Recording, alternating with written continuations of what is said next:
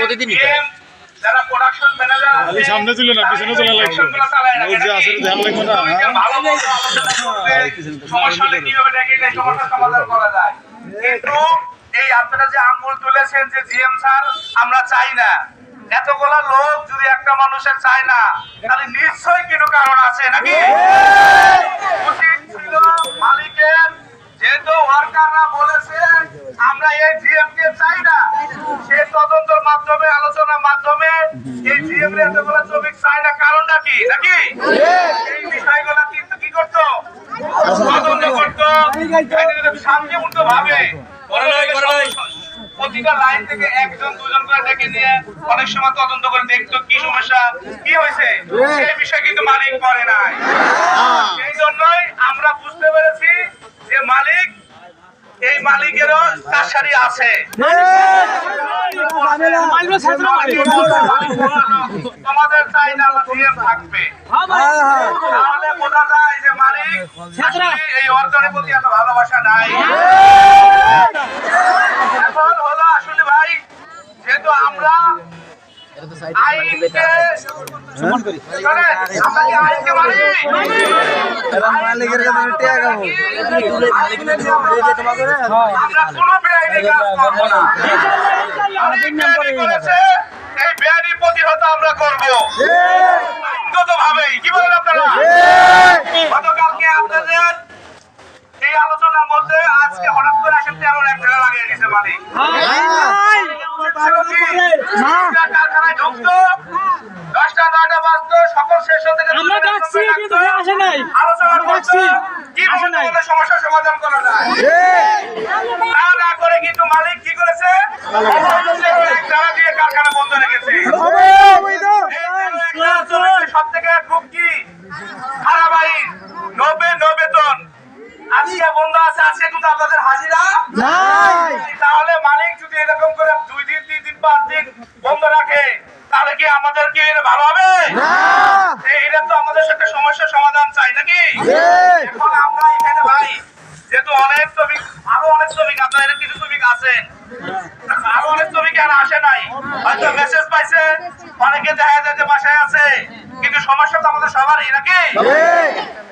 এখন আমাদের করণে কি, আমাদের কি করতে হবে কি নাকি? আমরা কি এর সমস্যার সমাধান চাই?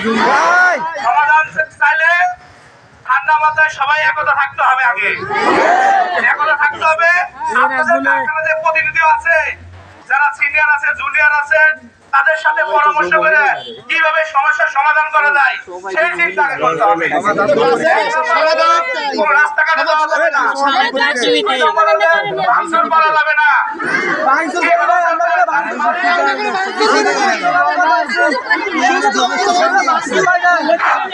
কোনো মালিক যেমন প্রশাসন যেন সুযোগ না পায়।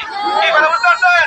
যেমন এখানে প্রশাসন আছে, আপনারা সুন্দরভাবে আছেন, প্রশাসন সুন্দরভাবে আছে, কিন্তু একটু বিশৃঙ্খলা করলে এই প্রশাসনই কিন্তু আপনার লাঠিচার্জ করবে। আমরা মালিক বেআইনি করেছে, আমরা আইনগতভাবে প্রতিরোধ করবো। যেহেতু কারখানা 13 এক ধারা বন্ধ দিচ্ছে, এখানে 13 এক ধারা বন্ধ দিলে আসলে কারখানার সামনে আমরা বসে থাকলে হট্টগোল করলে মালিকের আমাদের লস, সমাধান কখনো হয় না। সমাধান করতে গেলে যেহেতু মালিক বেআইনি করছে, আর মালিক এখানে ধরা আছে, যেহেতু আমাদের প্রতি মাসে বেতন 7 কর্মদিবসের মধ্যে দেওয়ার কথা, তাহলে আমাদের প্রতি মাসে 15 তারিখ 16 তারিখ 20 তারিখ সেই জন্যই আমরা আমাদের এখন করণীয় হলে যেহেতু এই সরে সবাই বাইরা নৈমিত্তিক শ্রী 10 টাকা পাই না, আপনাদের কথা শুনছি, আপনাদের কথা শুনছি, 2 বছরের ছুটির টাকা পাই না, 2 বছরের ছুটির টাকা আছে, 10 টাকা ফরম ছিল ছুটি পাই না, 30 তারিখে দেওয়ার কথা আছে, জেনে থাকো। এখন যেহেতু একটা সমস্যা হচ্ছে, আমাদের যদি এই কারখানা চলে তাহলে 100% জমা আইন মানে কারখানা চালাতে হবে। তাহলে এই পরিবেশ করতে গেলে আমাদের কি কাজ করতে হবে না? হবে কি হবে না? আমাদের কি করতে হবে? প্রথমত আমাদের যেটা করতে হবে ওই পুলিশের মাস্ক তুলতে হবে। আমি বলবো যেহেতু আজকে কি বার, মঙ্গলবার, সরকারি দপ্তর খোলা আছে, কথা বুঝেন, সরকারি দপ্তর খোলা আছে, আমরা এখান থেকে 1 থেকে 150 বা যদি মনে করেন আপনারা 200-300 যাবেন, সবাই যাবেন। যাবো, সবাই যাবো। সবাই যাবে। কেউ যাবে না, কেউ যাবে না। সরকারি দপ্তর, টঙ্গী, কলকাতা, এই জায়গা থেকে লাইসেন্স দিয়ে এই মালিক এই কাজটা কি করে? চালায়। এবং ওই জায়গা থেকে জমাই বাস্তবায়ন হয়। আমরা ওই জায়গায় একটা অভিযোগ দেব এবং লিখিত দেব, অভিযোগ দিয়ে আমরা অবস্থান করব। মালিকরা আপনি নিয়ে এসে আমাদের সমস্যার সমাধান করে। তাহলে যদি বেশি হয়ে যায়, মনে আজকে আপনারা এসে ঘুরে চলে গেলেন, আচ্ছা কালকেও দেখি যদি 1 সপ্তাহ এরকম মালিক বন্ধ রাখে, মালিকের তো লাভ, মালিকের কাজ মালিক ঠিকই করাবে, কিন্তু আমাদের তো কোনো বেতন নাই। আছে তাহলে দরকার কার? মালিক এসে কিন্তু আমাদের দরকার, কি বলেন? সেই জন্য আমরা চাই আমরা কাজ করতে পারি, চাই ভাই আমরা আগে টাকা শ্রমিক থাকবো। এটা আজকে আমাদের যদি আমরা সেই জন্যই আপনাদের এখানে এই কথা মেসেজ আছে এখানে আপনাদের প্রতিনিধির সাথে আমরা কথা বলে আপনারা মনে করেন এখন আমরা যাব, আমরা সরকারি দপ্তরে আমরা সবাই আপনাদের নিয়ে যাবো। যদি বলেন না আমরা এখান থেকে সবাই যাই, তাহলে ইনশাআল্লাহ আমরা চেষ্টা করবো আজকে দরখাস্ত দিয়ে কালকে যেন এই সমস্যা কি করতে পারি আমরা। কি বলে বুঝতে পারছেন? আমাদের মধ্যে সমাধানে নিতে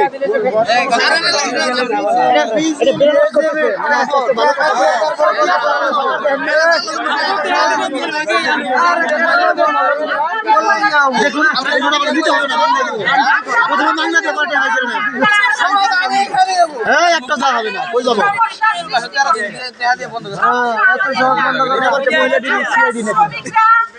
আমরা সমস্যা করি না, আমরা কাজ করি।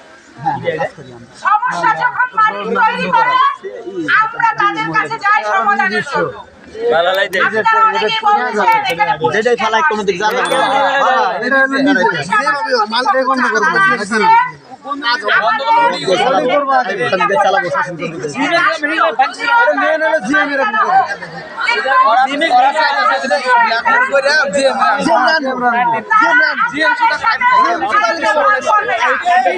আমাদের সাথে তাদের কথা হয়েছে, আপনারা যেহেতু বলেছেন এই জিএম এই কারখানায় থাকবে না, জিএম আর একদিন সুমন আপনাদের সাথে গরু নির্যাতন অত্যাচার করে। আমরা একজন লোকের জন্য 1400 লোক কেন কষ্ট করব? একদিন সুমন আমরা বিচার চাই তার কাছে যারা শ্রম আইন বাস্তবায়ন করে এবং যাদের টেট লাইসেন্সের কারণে মালিক এই প্রতিষ্ঠান চালু করতে ব্যবসা করার জন্য, তাই না? আরো চাই তো আমার শ্রমিক মোটামুটি হয়েছে, একটা সাধারণ ছবি নেই, মালিক একটা সাধারণ ছবি নেই।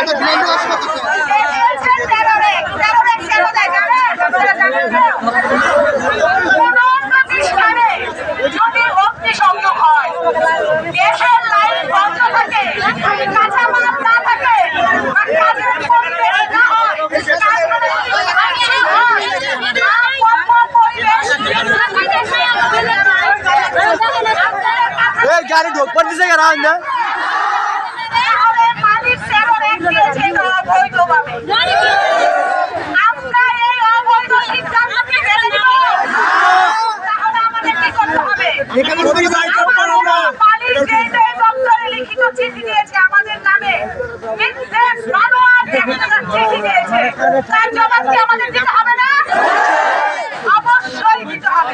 তার জন্য সময় করে কারখানা পরিচালনা করে এবং বন্ধ কারখানা খুলে দেওয়ার প্রসঙ্গে আমরা কলকারখানা প্রতিষ্ঠান পরিদর্শন অধিদপ্তর ইন্ডাস্ট্রিয়াল পুলিশ মালিক যে দপ্তরে চিঠি দিয়েছে, আমরা সেই দপ্তরে চিঠি এবং আমাদের শ্রমিক নেতা হারুন ভাই বলছে যে আপনাদের এখানে সমস্যা, এখানে তো সমাধানের সুযোগ আছে।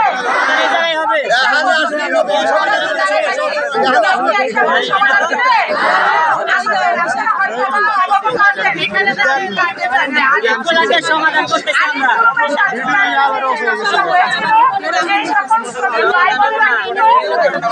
সরকারি করে চিঠি দিয়েছে, তারা কিন্তু কমিয়ে দিয়েছে। এমনকি আপনি অবগত আছেন, গতকাল তারা ঢাকা বিজয় নগর শ্রম ভবনে অবস্থান নিয়েছে। তারপরে কি করতে মালিক আইসা তাদের সমস্যা সমাধান করতে বাধ্য হয়েছে না? আমি, আপনি, মালিক, পুলিশ, আমরা কি কেউ আইনের ঊর্ধ্বে? সবাই আমরা আইনের প্রতি শ্রদ্ধাশীল। আইনের প্রতি শ্রদ্ধাশীল না মালিক। যে কারণে মালিক এই কারখানায় টেরোরেট লাগিয়েছে। আপনাদের যে সমস্যা, এই সমস্যায় টেরোরেট লাগানোর কোনো কথা না। এটা আলোচনায় বসে সিদ্ধান্ত নেওয়ার কথা। জিএমের কিন্তু কেন অভিযোগ? আমরা জিএমের সাথে কথা বলি, কিন্তু আমাদেরকে আপনাদেরকে বলতে পারি। অনেকগুলো শ্রমিক প্রায় 14 জন, আপনাদের এখন আপনার জানি না সংখ্যা। আমাদের কম বা বেশি হতে পারে, তাই না?